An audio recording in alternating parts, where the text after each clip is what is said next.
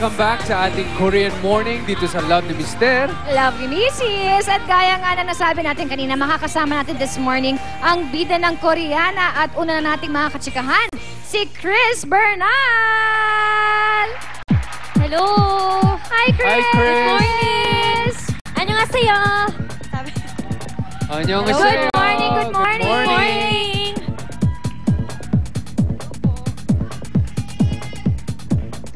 Hello, hello! Ayan. Hello. Welcome back. Yes, thank you. O eto na, pag-usapan na natin ang Koreana. Nung unang inalok sa'yo itong show na to, nagulat ka ba? Kasi bakit parang feeling mo, parang mukha ba akong Korean? Opo, nagulat talaga ako kasi unang-una, parang, ay, teka, ang laki ng mata ko. Para sa akin ba talaga to? Oo, so, laan po talaga. So, pero talagang na-surprise ka. At the same time, syempre, super excited kasi it's something new.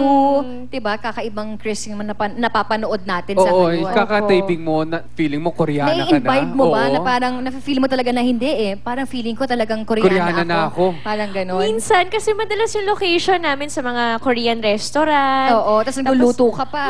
Tapos yung mga bahay-bahay namin, Korean yung motif, ganon. So, parang tuwing taping, mararamdaman mo talaga na nasa Korea ka. Oo. Tapos, diba, syempre, yung acting doon na parang, huy, may nahanap akong ako yung apo. Yung mga Korean, pag umarte, diba, pag umiyak, parang walang kunot, alam mo yun? So, parang hirap, ay, ang hirap. So, pati yan, pinag-aaralan mo din? So, nanonood ka din ng ibang mga, mga Korean novela? Opo. So, more or less, Dati pa. so talagang pinag-aaralan talaga niya. Paano yung mga luto mo doon? Pinag-aralan mo din may ba yun? natuturo ba sa'yo? Or meron ka natututunan? Naka-enroll ako sa cooking lessons. Uy, okay yun Tapos natuto na ako mag-aral ng kimchi, Oo. chapje, gano'n, Ay, favorite ko yun. So, Pero ginagawa mo yan gusto sa ko bahay? yun. Tinatry mo magluto sa bahay?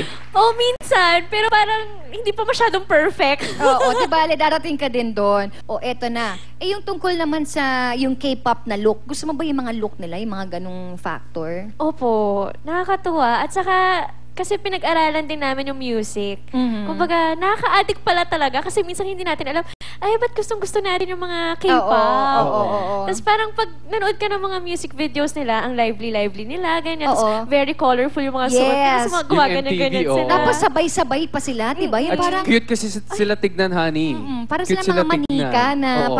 parang nanood ng cartoons na hindi ko maintindihan. Parang mga manika, mga bata, di ba? Anyway, bukod sa mga chika tungkol sa Koreana, itong si Chris, nako, alam ba tatay, tinulungan na ako dito sa aking Minami. dito sa portion kong Minami. Kasi meron tayong isang member dito sa studio audience na binigyan namin ng special Korean-inspired makeover. Di ba, Chris? Yes. Nako, kaya naman, ito tatay, gusto mo bang mapanood? At kayo, mga kapuso, panoorin niyo po kami ni Chris. Hi, Chris and Chris!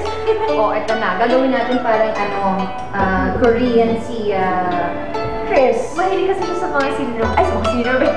Tama, sa Koreana na sininovela ko. Super talaga. Mahilig ko sa mga Korean novela.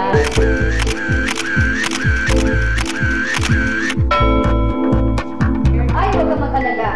Dahil alam mo, maging special to, dahil hindi lang to basta sa iyong kasuotan. Pati yung look mo, pati yung hairdo mo, ganyan. Tapos ito. Ganda niyan. Cute yan, di ba? Ayan, may damit ka na. In one na to, may accessories ka pa. Wait, there's more. Siyempre, para there's some kind of accent, you put some belt. Yan. So, pag ganyan ka, tapos yung belt. Tapos ipapato mo yan over. Naku, pwede ka na talagang, sa K-pop. Love it! Love it. Gusto ko yan! Ayan. Mabuti pa, sasamahan ka ni Chris para sa iyong hairdo, yung look mo, para talagang magiging ka na, K-pop na, okay? Sige, pumunta na kayo doon para kayo makabalik na kagad. Bye! Ay, nako, I'm so galing talaga! Yan, paalis na sila Chris at si Chris papunta na doon sa isang salon kung saan nga mapapa-makeover siya ng parang Korean-inspired. Ate Mina, ito na nga. Kasama ko pa rin siyempre si Chris. At nandito na kami sa Tony and Jackie Salon dahil dito siya magpapa-makeover para maging mukha siyang Koreana. Excited ka ba, ate? Ay, naku yan na. So, excited na tayo. Kaya itatanong ko, ano po ba yung plano nyo kay Chris? There is curry.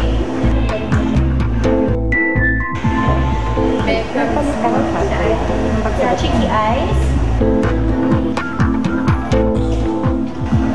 Simula na tayo, let's start!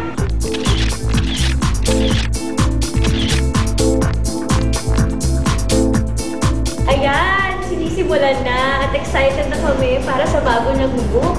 Magiging mukha talaga siyang Koreana at pwede na siyang mag ganyan-ganyan. Ayan, Ate Mina, abangan natin!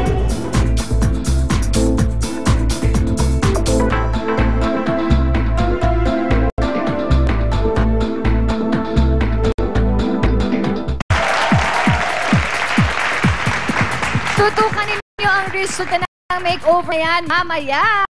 At tuloy pa rin ang kakaibang morning. Nako, kanina nakita natin mag-perform ang Point 10. At syempre, kasama natin sila ngayon. Good morning! Annyeonghaseyo! Beyond Point 10! Wow! Tanungin ko itong dalawang Filipina. But do you understand Tagalog? Yes. Oh, yes. Oo. Paano kayo nag-a-adjust na dalawang Koreana ang kasama mga ninyo sa members? grupo? Actually, it was hard. Hirap po talaga kasi magkaiba yung culture namin. Pero, Okay. But you guys get along naman. yeah, we meet halfway. So you've been here in the Philippines for how long already? For 3 years already. 3 years! So you understand Tagalog konti? Yeah, konti Konti lang. Anyway, you have an album? Yes, and please do grab a copy of our first mini album, Point 10 Dance Floor Prima Donna, and it's already available in the record bars nationwide. Okay, anyway, thank you so much Thank again, you, guys. Point 10. Maraming salamat sa inyo. Go맙습니다! Alright, mamaya samahan din kami sa kusina dahil isang Korean dish naman ang iluluto sa atin. Nakasama natin si Steven Silva sa pagbabalik yan ng Love the Mister. Love the Misis!